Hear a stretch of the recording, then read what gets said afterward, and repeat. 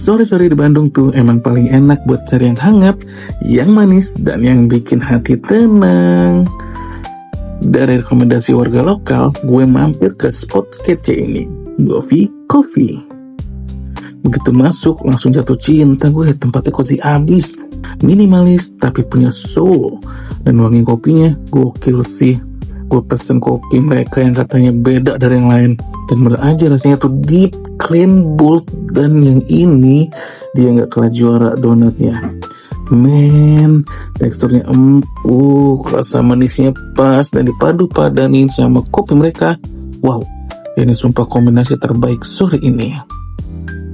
Pas banget hangout, nugas, atau sekedar kabur dari riuhnya kota. Govi Coffee itu bukan sekedar kafe, tapi tempat pelarian rasa dan suasana.